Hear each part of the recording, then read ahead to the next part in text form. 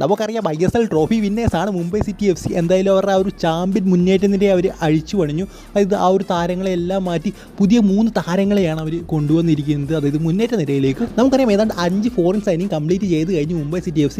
ഇനിയും ഏതാണ്ട് ഒരു സൈനിങ് കൂടെ ബാക്കിയുള്ളൂ. പിന്നെ അവർ ഓൾറെഡി നിലനിർത്തിയ 2 താരങ്ങളുണ്ട്. ആ ഒരു താരങ്ങൾ എന്ന് പറയുന്നത് വാനീഫും അതുപോലെ തന്നെ തിരിയാണ്. എന്നാൽ ഇവരെക്കുറിച്ചല്ല നമ്മൾ സംസാരിക്കാൻ പോകുന്നത്. പുതിയതായിട്ട് വന്ന 3 കളിക്കാരെ കുറിച്ചാണ്.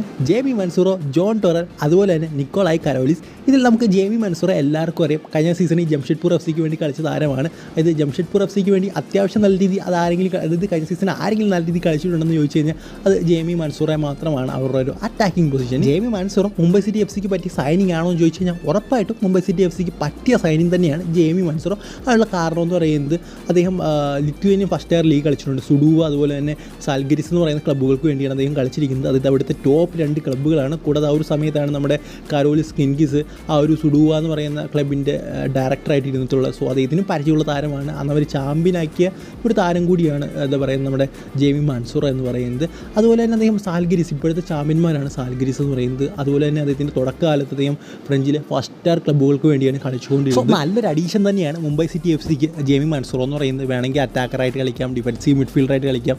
സോ ഏത് പൊസിഷനും മിഡ്ഫീൽഡിൽ ഏത് പൊസിഷനിലും അദ്ദേഹത്തിന് നല്ല രീതിയിൽ തന്നെ കളിക്കാൻ സാധിക്കും. മറ്റൊരു താരം എന്ന് പറയുന്നത് 5.6 കോടി മാർക്കറ്റ് വാല്യൂ ഒക്കെ ഉള്ള നമ്മുടെ ജോൺ ടൊറലാണ്. ഈ ഒരു ISL തന്നെ ഏറ്റവും വലിയ സൈനിങ്ങിൽ ഒന്ന് എന്ന് പറയണം. അതായത് ആഴ്സണലിൻ്റെ യൂത്ത് ലീഗിലും അവരുടെ അണ്ടർ 21 ടീമിലും അതുപോലെ തന്നെ പ്രീമിയർ ലീഗിൽ ബ്രൈറ്റൺ, ബ്രെഡ്ഫോർഡ് എന്ന് പറയുന്ന കുറേ ക്ലബ്ബുകൾക്ക് വേണ്ടി അദ്ദേഹം കളിച്ചിട്ടുണ്ട്.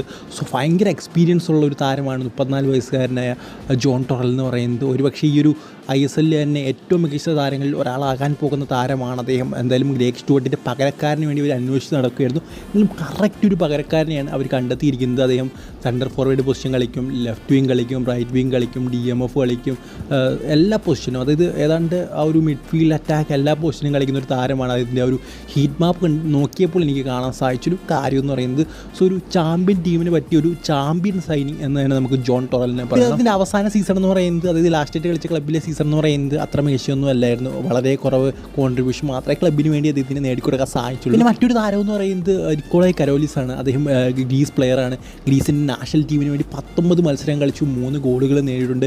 അതുപോലെ തന്നെ ടോപ്പ് കുറേയധികം ക്ലബ്ബുകൾക്ക് വേണ്ടി കളിച്ചുള്ള താരമാണ്. അവസാനമായി കളിച്ചത് ഒരു ഗ്രീസ് ക്ലബ്ബിന് വേണ്ടിയാണ്. പക്ഷേ ആ ഒരു ക്ലബ്ബിന് വേണ്ടി അദ്ദേഹത്തിന് അത്ര മികച്ചൊരു പ്രകടനം കാഴ്ചവെക്കാൻ സാധിച്ചില്ല എന്ന് തന്നെ പറയണം. എന്തായാലും അവസാനം കളിച്ച അതായത് ജോൺ ടൊറലും അതുപോലെ തന്നെ നിക്കോളായി കരോലിസും അവസാനം കളിച്ചത് ഗ്രീസ് ക്ലബ്ബുകൾക്ക് വേണ്ടിയാണ്. അവിടെ അവർക്ക് മികച്ച പ്രകടനം കാഴ്ചവെക്കാൻ സാധിച്ചില്ല. അത് അവരുടെ ആ ഒരു കരിയറിൽ നല്ലൊരു ഡാർക്ക് സർക്കിൾ തന്നെയാണ്. സോ അതുകൊണ്ടായിരിക്കാം അവർ ഇന്ത്യൻ സൂപ്പർ ലീഗിലേക്ക് വന്നത്. കാരണം ടോപ്പ് ടയർ കളിച്ചുകൊണ്ടിരുന്ന ടീംസ് ആയിരുന്നു. അതായത് ജോൺ ടൊറലാണേലും നിക്കോളായി കരോലിസ് ആണെങ്കിലും ഇപ്പോൾ യൂറോപ്പിലെ ടോപ്പ് ലീഗുകൾ കളിച്ച ഗ്രീസിൻ്റെ ടോപ്പ് ലീഗ്, അതുപോലെ തന്നെ ഇംഗ്ലണ്ടിലെ ടോപ്പ് ലീഗ്, സ്പെയിനിലെ ടോപ്പ് ലീഗ്, അവിടെ എല്ലാം കളിച്ചുകൊണ്ടിരുന്ന താരങ്ങളാണ്.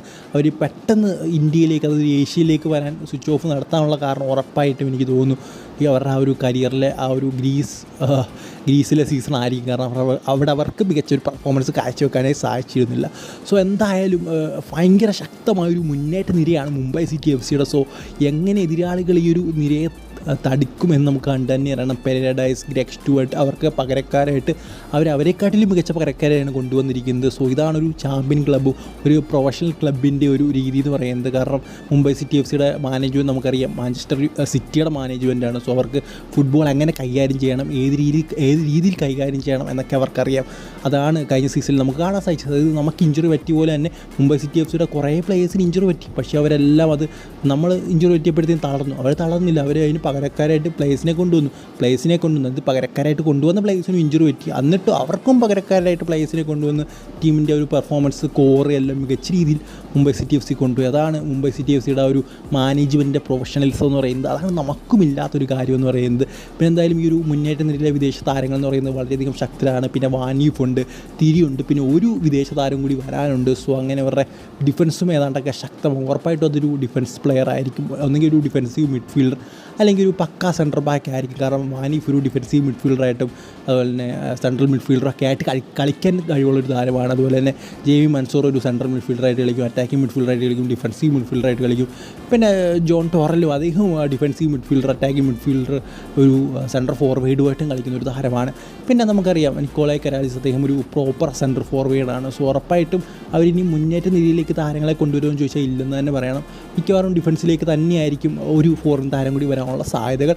എന്തായാലും ഈ ഒരു മുംബൈ സിറ്റി FC സ്ക്വാഡിന് നിങ്ങൾ എത്ര സ്റ്റാർ നൽകുമെന്ന് കമൻറ്റ് ബോക്സിൽ ഉറപ്പായിട്ടും പറയുക.